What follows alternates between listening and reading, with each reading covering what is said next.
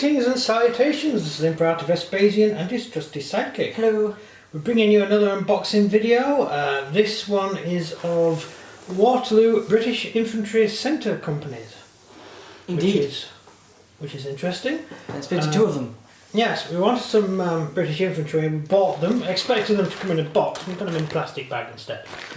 So it's not much of an unboxing video really if you haven't got a box to unbox from. You've got a bag to unbox from. Well, it's better than Games Workshop. They just give you a white box. Yeah. Without a picture on or anything. Yeah. And sometimes I forget the card that tells you how to put the damn things together. That as well. Yeah. These don't even get a card to say how to put them together, you just got to guess. So, yeah, so we'll have a look. Let's have a look. That's a normal infantry stand. Are they all the same? They're all the same. It's not going to be a great video if they're all the same. No, it's going to be pretty boring, really. Oh no, there's a weapon sprue. There's 3 weapon sprues. Yes, oh, brilliant. That's great. So we'll go that way. There are 3 weapon sprues and 5 unit sprues. Yeah, that's actually not too bad, is it, really? That's pretty easy. And instead of trying to zoom in, I'll put photos over the top. Yeah, of close-ups. Fancy. Yeah, so I'll just point to things. So these are the regular British infantry. One of the reasons I picked this box is because the infantry are more active. They're not all standing marching. The infantry tend to be, some of them are kneeling, some of them are advancing. It makes them look a little bit more animated, like an advancing group of troops. So that's the figures you get. Then we get the standard and various other bits, such as backpacks, things like that, the drummer bits, and we get the heads. Okay, right. So the heads are a number of different heads which you can swap and change with the different figures, so you can make them look slightly different. Some of the heads are a little bit more jaunty than others, so you know, not a huge amount you can really do with them. We're trying. Yeah, he's trying, and he's keeping the price down, I suppose. You know, given how many figures you get in a box. And we've got a little drummer there. A little drummer boy. What are drummers generally used for in battle? Morale. It was to carry stretchers. I thought it was more for morale, because if you're having the drums then you get that adrenaline rush. Yeah, but you seldom actually heard the drums in battle. So the drummers would go to the back, get rid of their drum, and carry a stretcher. Typically. Normally. Bit depressing really, isn't it? Yeah. Yeah, drummer boys. They were a thing. They existed. So these figures are from Victrix. We tried to get some British from some other companies to see what the difference was between the figures, although these are the only ones we could get, given the state of the modern world. What with the gift of Nurgle. Thank you, Grandpa Nurgle, for giving us this gift. Keep it to yourself. Right. Where's Corn gone? Oh, you really don't want Colin to give his gifts? He was giving us gifts for hundreds of years. Where's he gone now? Well, he's given up. He sort of gave up after the Second World War. And he said, you've had enough. I'm not giving any more gifts out now. And Nurgle wants to give his gifts. Well, then Slanesh turned up for a bit. Did they? Yeah. It was a sort of hedonistic society moved into there. Until a few months ago. And Nurgle. And then Nurgle arrived in December last year. Yeah. And has spread his gifts widely. Yeah, I think Corn might sort that out soon. Oh, Colin will follow Nurgle if things don't get sorted out quick enough. Right, so these guys are regular infantry, regular line infantry. They carry smoothbore muskets, hand-to-hand of 6, same as the French. Shooting of 3, same as the French. Morale of 4+, same as the French. Stamina of 3, same as the French. And first fire. Oh. Yeah, not same as the French. The British. Yeah.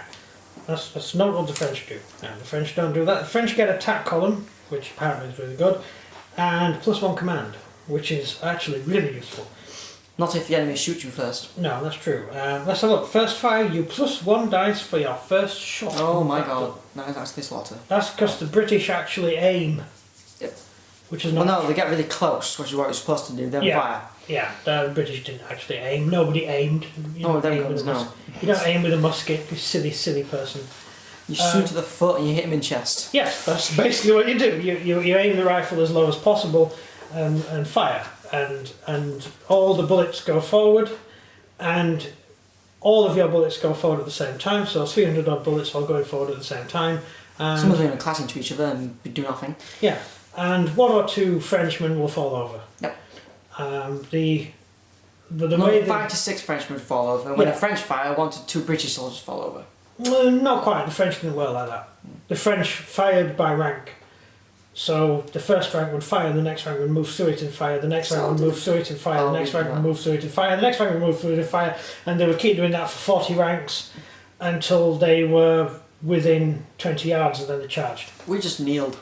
Yes, because we didn't have column, we had line, I want to watch Zulu now. which meant all of our troops could fire at the same time, whereas the French couldn't. The French could only fire 80 men at the same time, 40 men deep, and march through. So it worked for the French. So that for British it was front rank fire, then kneel, load, second rank fire, then front rank fire again, then second rank, then front, then second, then charge. Typically, yeah. And you reloaded in between. And weren't the British known for being really good in hand-to-hand combat? Yes. Yeah, we carried swords.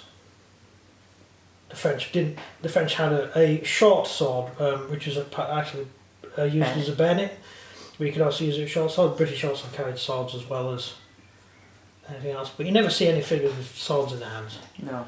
Most killing in Napoleonic battlefields was done in hand-to-hand combat. Solid way. Yeah, bayonet, blade.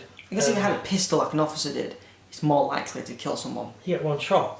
That's not a problem, is it? Yeah, so your pistol goes, unlike films, where it's bang, bang, bang and it takes 3 seconds to reload. Could No. a musket ball go through knight's armour? Depends how close you are. 20 yards. Yes. 40 yards. Because when did the French start firing? The French would start firing at 50 yards. So would it We'd start penetrate? firing at 160 Would it yards. penetrate knight's armour from 50 yards? No. Yes it would. But 160 yards it wouldn't. Chainmail?